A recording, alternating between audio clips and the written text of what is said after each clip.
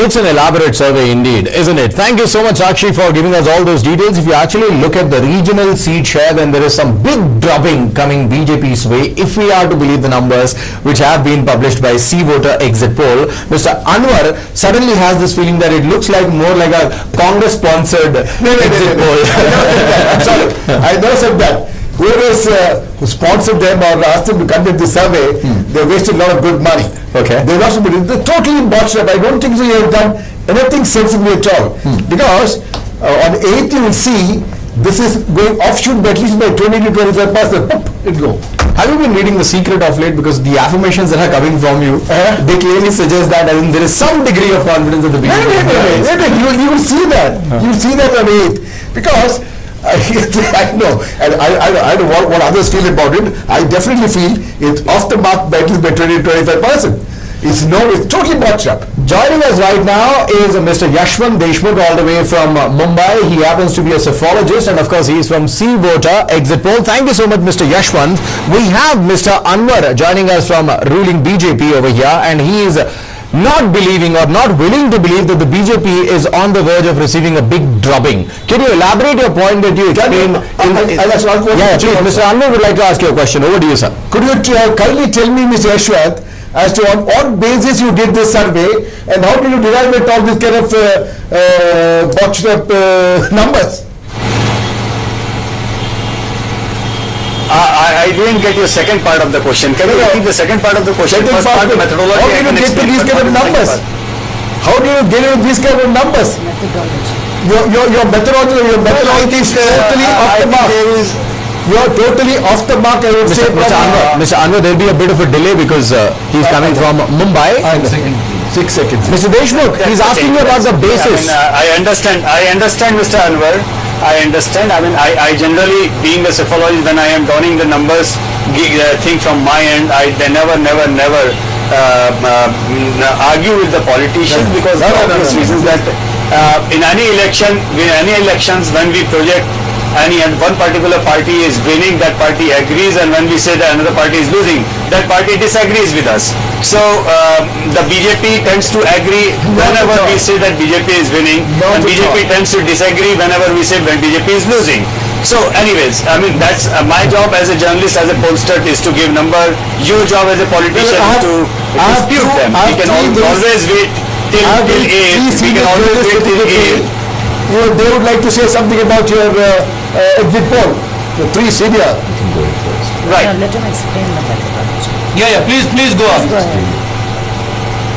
Mr. Deshmukh, please explain the methodology that has been put in place to arrive at these numbers. The methodology is very simple. Methodology is as a normal, simple, stratified random sample. That's what is generally done for any exit polling.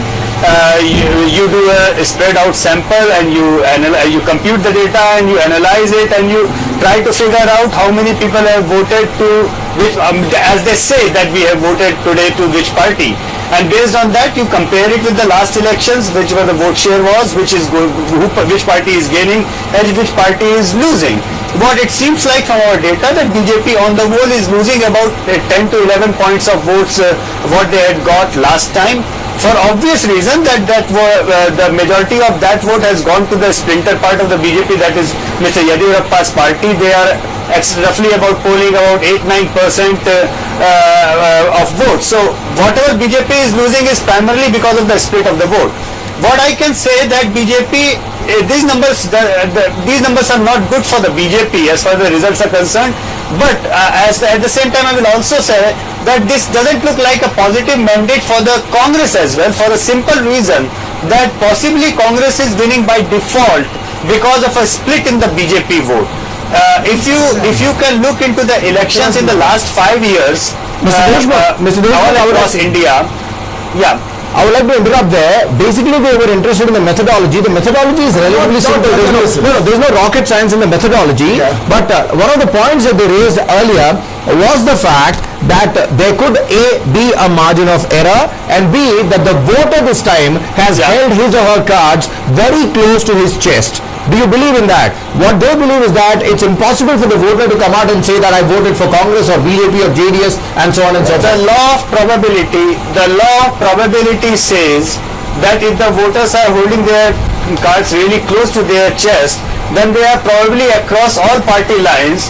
There is very less possibility of any one political party supporters holding the card to their chest that saying we will not tell you, or we will tell you wrong, and we have voted for the BJP but we will not tell you. That what our friend is saying is right. There is a margin of error. We have always stated there is a 3% margin of error at the state level. There is a 5% margin of error at the regional level. But having said that, within the given margin of error, the gap between the Congress and the BJP at this point of time seems to be too big to be reversed because of that margin of error or the sampling error, as we say. This is why whenever the gap is big, we kind of stick our neck out and say this mandate looks like to be going against the BJP. Now as far as the methodology part is concerned, I hope that's a standard routine thing which we have been doing in the last 18 odd years, and more often than not we have got it right. So from looking at the broad trend, I mean, if you will talk about the broad trends from the coming out from the exit poll, what we feel that it is going to be a bad day on 8th for the BJP. BJP probably is not going to come back in Karnataka in this election. It is going to be a good day for Congress, with a caveat that Congress should not misunderstand the verdict of Karnataka as a positive affirmative mandate to the Congress, because Congress is unable to increase the vote share big time. I would like to ask you one Congress is question. probably benefiting just because of the split of the BJP. I'd like to ask you one question. During the 2008, did you do an exit poll again in Karnataka? Did you do that? You said last 18 years you have been doing exit polls.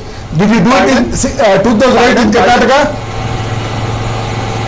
Yes, sir. We did the opinion poll survey. We did the exit poll. I mean, I remember that in 2008 we did it for a very prestigious magazine which is called The Week, and we were bang on target.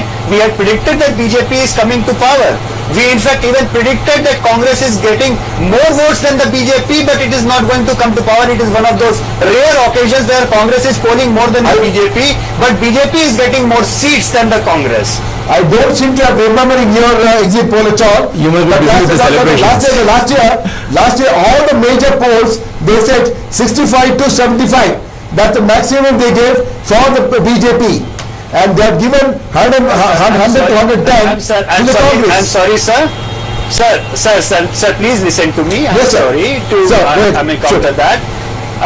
We are a media organization. Our track record is pretty much in the media. We work with almost 9 out of the 10 biggest television news networks in India. We work with 19 of the 20 top newspaper and magazine groups of India. All our track records are very much out there in the public domain. Now, I understand that all the politicians, they tend to disagree with the data when it is not suiting them. I appreciate your concerns. You asked about me with the margin of errors. I appreciated that question, and I explained that how much the margin of error is. And even after taking that margin of error into account, somehow the numbers are still not matching up for the BJP. That's the bottom line. Now the thing is that whether or not, if this number is going down for the BJP, then who is gaining out of it? And if there is something within the numbers which the BJP has to pick up, where it is losing, why it is losing, there are plenty of numbers which have come on the exit poll to say.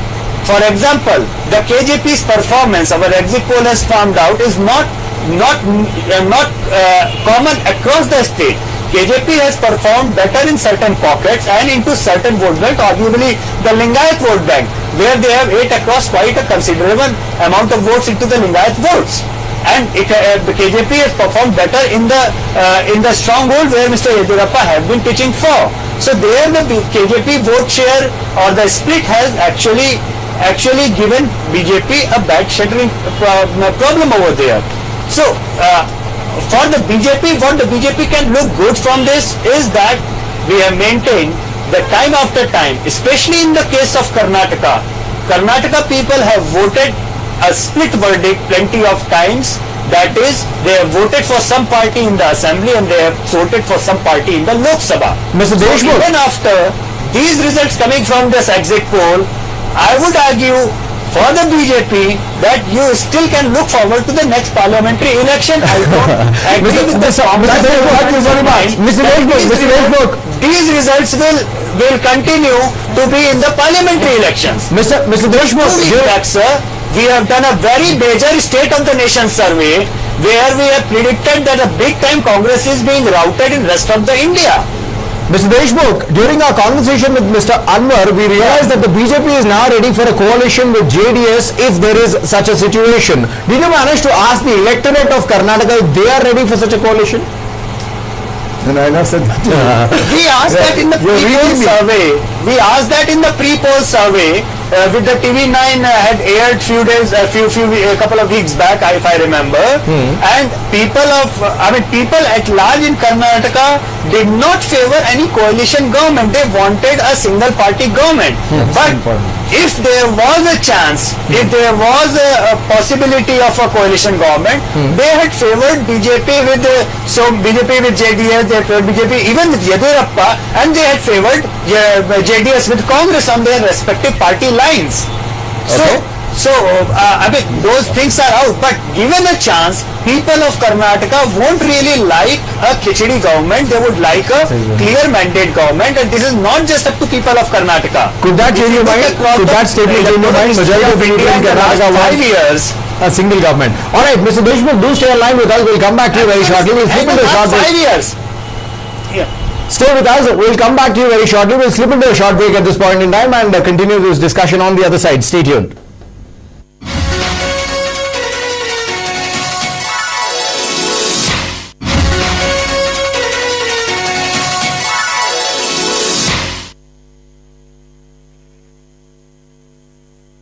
Your AC, TV, fridge, whatever it is, if it's German Technologies Everest Stabilizer, it's non-stop working.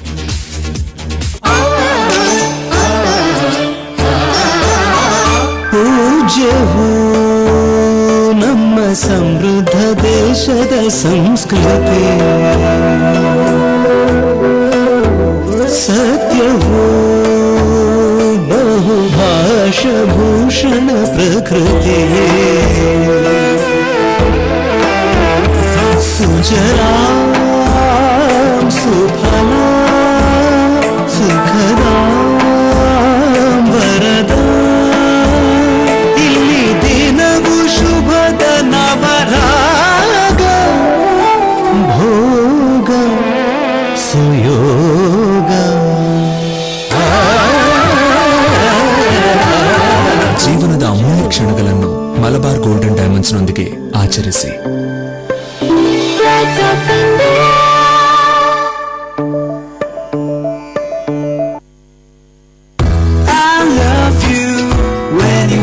Say only the best for you.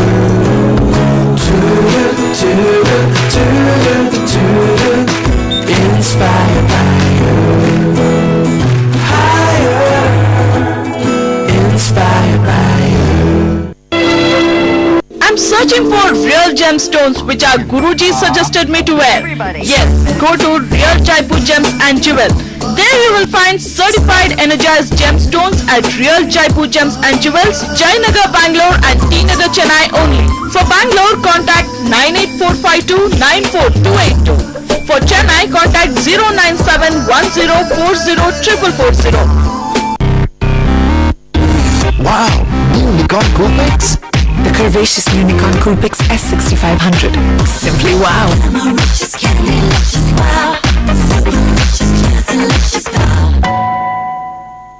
हमारी बड़ी गाड़ी छोटी हो गई। बेच दे।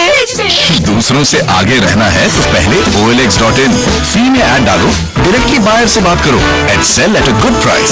OLX.in, यहाँ सब कुछ बिकता है।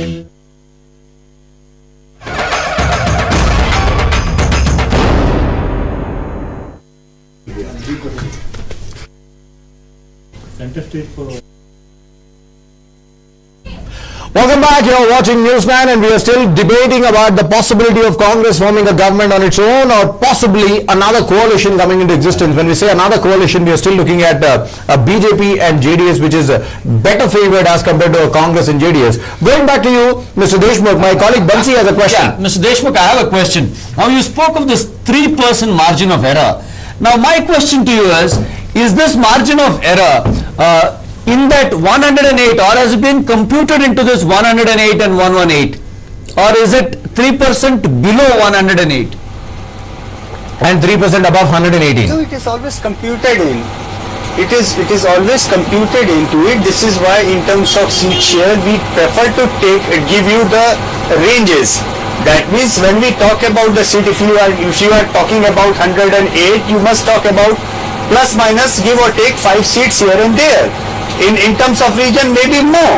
That is why. But the broader trend is remaining the same. I mean, what you are asking me, if you are trying to ask me, if there is a possibility within the margin of error, Congress just falling short of the magic figure. Yeah, yes, there is a possibility. So if that is the direct question, then yes, I cannot deny that possibility. So what is the lowest? Deny that possibility. So what is the lowest you would give the Congress? What is the lowest I would give to the Congress? I would say that probably Congress, I mean, if everything goes wrong for the Congress here, Congress would be about 100 odd seats out there. If everything goes wrong, so that is only about 13. So that is when I say everything goes wrong means all the possible margin of errors go against the Congress, and all the possible margin of error go in favor of the non-Congress parties. Okay. So Congress 100, that is the lowest you would give the Congress. What is the highest you would give them? I would say that, I mean, in that case, you can add on 10 odd seats to the whatever the projection that I have given, and you can see what is the highest. So you would have about 128, which is the highest. There is one caveat here. Listen to me. There is one caveat here. Like you have seen in Gujarat, Keshubhai Patel's party, when it contested for the first time, any party in any electoral democracy, the biggest challenge for any surveyor is actually to capture the exact performance of a new party in fray. Why? The reason is very simple, that in the methodology, when you ask the questions, whom did you vote for today, you also ask the respondent, whom did you vote for in the last elections? Absolutely. So there is no electoral history for a new party to build up a model on. So sometimes the new party gives a lot of headache to the surveyors, which is precisely the case with the KJP. So if there is a margin of error which is more evident into play, is basically the performance of the KJP. That too, keeping in mind that KJP's performance is also varying from region to region. There are stronghold pockets where KJP is touching almost about 20% votes in our exit poll, and there are areas where KJP is not even polling about 1 to 2% votes. So that kind of variation is there. So given that fact, I think you would appreciate that we are coming up to a number which is in our best possible capacity we are trying to figure out, and in broad terms I see this equation as 110, 50, 40 and 10, give or take 10 seats.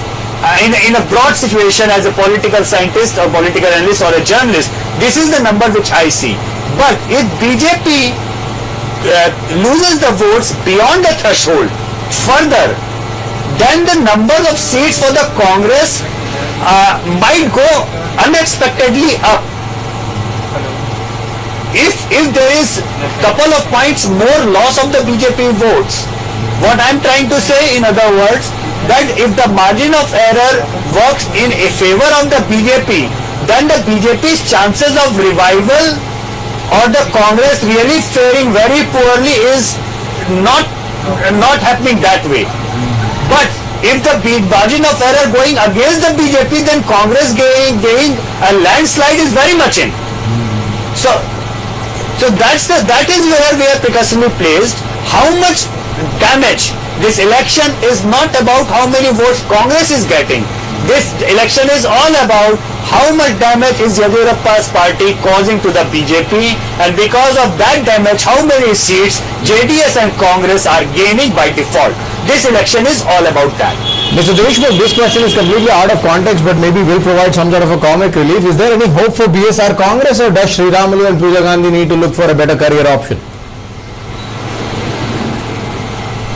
As I said, the vote share that came into that kind of smaller party region was actually below the margin of error thing. So I would not like to comment on that.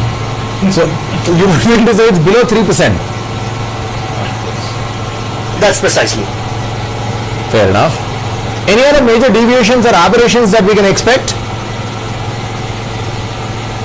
I think it will be very interesting to see when we now have the total turnout figures and everything, the deviation in the urban areas, especially in the last 2 days, the way the railgate scam had come up and the way media has been hyped over.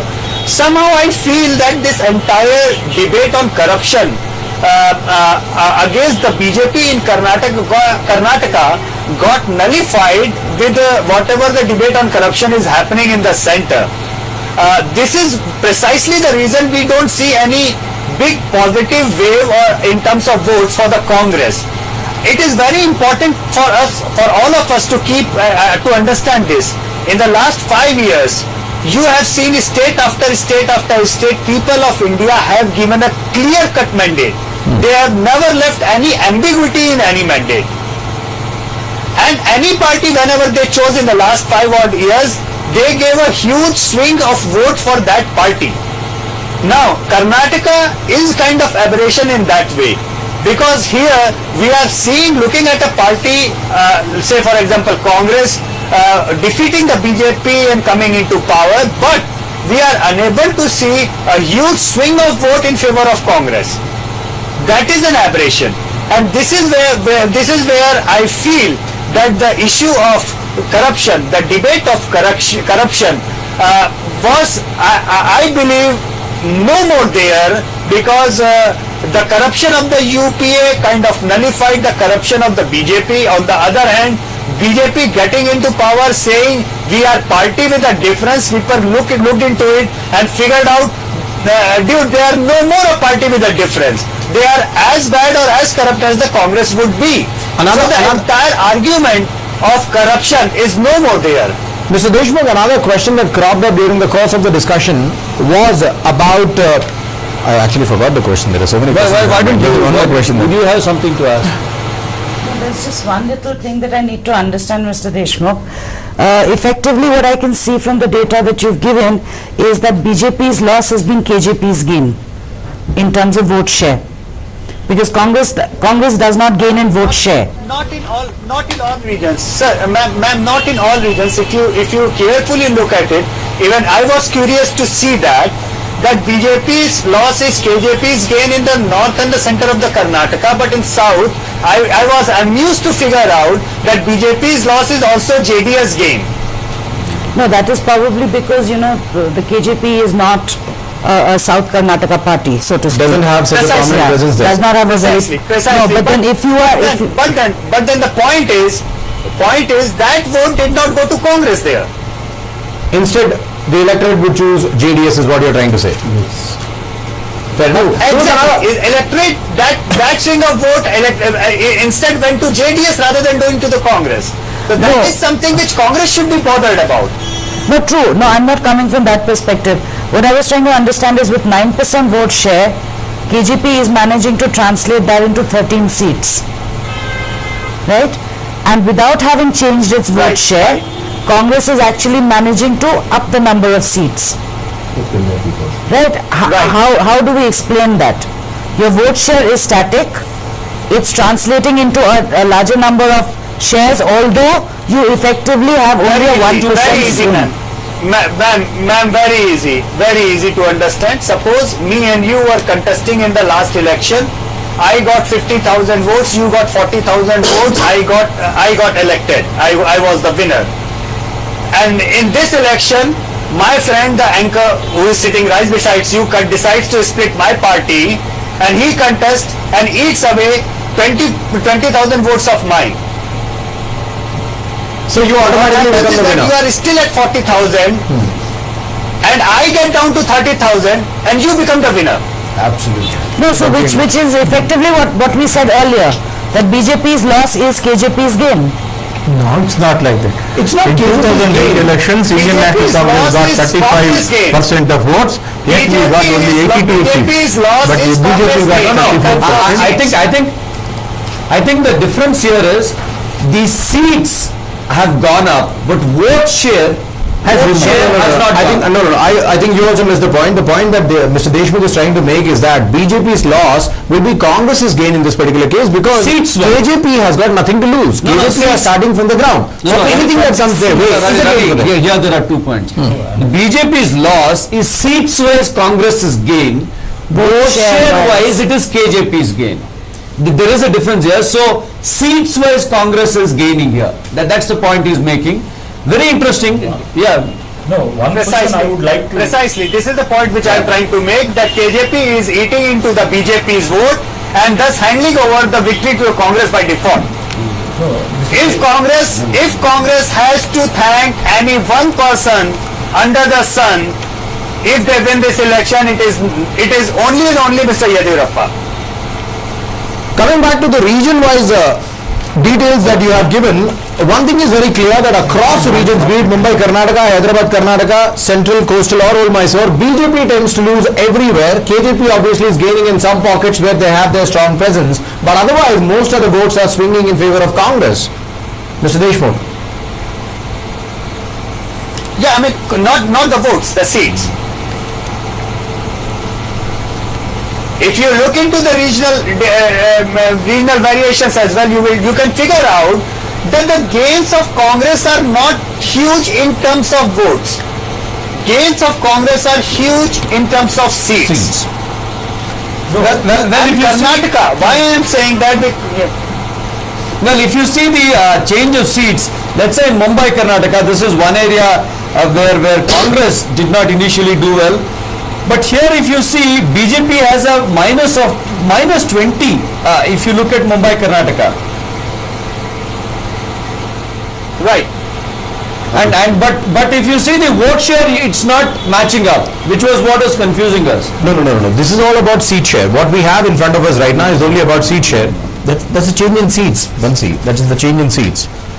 If we have that particular graphics, in fact, I would request my director to flash that once again if we have that. It's very clear. This is about vote share. That is about seat share. Correct. The first sheet is about seat share. So if you see the vote share is coming down marginally, but seat share is coming down drastically for the Bharatiya Janata Party. Yeah. That might happen, that BJP might be losing bigger number of seats over there with a lesser margin of votes. Yeah, this is Mumbai, Karnataka I'm talking about, because if you see the Mumbai, Karnataka area, the BJP's, although the vote share is coming down, Congress is not gaining by vote share, but seat is going up. BJP's seats are coming down drastically. This is ditto with even places like Hyderabad, Karnataka, or even Central Karnataka. It's very big, minus 19%. Absolutely. Yeah. How do you explain the drastic phenomenon of a significant seat share without losing much of votes for either parties, for BJP or Congress or any other party for that matter? It's sometimes has to do with a better opposition candidate and people deciding not to split their vote. Sometimes it has to do even with the rebel candidates. I mean, you are sitting there, you would probably know it better than me. Mr. Deshmukh, Yeah. see, in your caste and social groups, you are suggesting that SC/ST, Congress is losing. I mean, gaining marginally 1%. And but as we know, there are two strong chief ministerial candidates in Mallikarjun Kharge or Dr. Parameshwar. You know, these are the two strong candidates, and you are saying Congress is gaining only 1%, and KJP is benefiting. But in the upper caste, again you are saying Congress is losing 2%. I mean minus swing vote. Then also in Muslim votes, again you are saying Congress is losing, and who are the beneficiaries? beneficiary is KJP. I think it is a bit far-stretched. I mean, upper caste, obviously you must be meaning Brahmins. Gabriel, we'll get into caste. In fact, we have all the details. Mr. Deshmukh, I would like to interrupt for a quick minute. We will talk about caste politics because there are plenty of numbers there. So if we talk about it right now, I think the audience will get confused. Let's concentrate on the regions first. Let's get done with them and then we'll move on. See, if you see Mumbai, Karnataka, the Congress, especially the Congress, if you see in Mumbai, Karnataka, it has about 26 seats. I'm talking of the seat share. If you see Hyderabad, Karnataka, it goes up to 19. I mean, these are 2008 numbers. But if you look at it presently, the seat share in Mumbai, Karnataka, Hyderabad, Karnataka, Central Karnataka, Coastal Karnataka, Old Mysore, and Greater Bengaluru, this was something that was confusing all of us, that the vote share and seat share do not really tally. But once you explain the breakup, it does make sense that the seat share is so much higher for the Congress, something which is not proportional to the loss of seats. Yes, that's the good or bad thing about the first past the post democracy that we have. In our kind of electoral system, the vote and the seat share never match with each other, sir. They never do. I mean, it's strange, it's odd, but that's the fact that in the Westminster style, what we have copied from the Britishers, in this particular system, you will figure out parties getting 30% of vote get 66% or 70% of the seats. So this is a skewed system, sir. It is a flaw of the system. Unfortunately, nobody can do anything about that. Also, is that flaw there because you are talking about multiple constituencies that are there in one particular region? Does that emanate from that? Given the fact, like, assuming that Hyderabad, Karnataka has got 10 constituencies, the overall votes that could be polled for BJP could remain the same, but the seats would be different, given the fact that somewhere the BJP would get significantly lesser and Congress could win. Something like that? Precisely. And to add to the woes, in Britain, as you must have followed, it is primarily a two-party system. Now that Lib Dems are in, it has become a three-party system for some time. But in India, I don't know how many parties we are talking about. Here you have five major parties. But then you have other communists, you have other smaller parties, so many of them. All the most so when you have independent KJP is a new entrant. JDU is there. Then you put in the rebel candidates which are sponsored by the opposition parties. Absolutely. We are rightly put rebel sponsored by the opposition. Then you have the caste equation to play. I can tell you, sir. I can tell you one thing with on a lighter note. I have been in this business for long, and I do this thing, the psychology and surveys across the globe. And whenever I go to my international community, everybody tells me India is a graveyard. I mean, Indian system is a graveyard for survey science. That's true. That's indeed true. So is this prediction going to be a graveyard for you? Not, sir. I mean, unfortunately, I don't agree with that. We have had our fair share of success. I wish that I don't go into the graveyard. But by and large, as a journalist, as a pollster, what I see from this data is something which concerns me. Something which concerns me because when we did the pre-poll surveys, at that point of time, majority of the people said that corruption is the biggest issue for them. And it concerns me today that in the exit poll, within the pre-poll surveys and in the exit poll, the number of people who said that corruption is the biggest issue went down. It became the second issue. The biggest issue became something else, I mean, basically the combination of development. Now, why did it go down? The reason why, the way I look at it is that in Karnataka, the corruption issue was getting bigger by the day, but in center, the corruption of the UPA was getting bigger by the day. So it is kind of nullified the impact, and people at large started feeling no matter which party comes to power, it's gonna be the same, which is a very sad state of affair. Somewhere we believe. Because I always feel that democracy is healthy when people give a positive mandate. And a default mandate is not really something which I think is a good thing for democracy, or even a negative mandate, I would argue, is never a good thing for a democracy. But if people start losing hope about the government which is next going to come to power, if they start feeling doesn't really matter, then I think the larger political establishment has failed the system. It's not the people who have failed the system. I will argue that plenty of the analysts, whenever the turnout goes down or whenever something happens, they say people are not doing that. People, it's not the people, it's not the common man of Karnataka who is failing the system. It is the people who are in power across the party line. They are failing the people of Karnataka. That is a bigger issue. And that point concerns me. That point concerns me a lot. I would have loved to see a Congress government coming in power with a huge positive swing. And if they don't have a huge positive swing of votes, that concerns me. Right, Mr. Deshmukh, stay online with us once again. What we'll do is we'll slip into a short break at this point in time. All this while we have been discussing about regional politics. We are talking about various regions within Karnataka. But on the other side of the break, we'll tell you how caste could influence the votes and who stands to gain, who stands to lose. All that and much more. Stay tuned for that.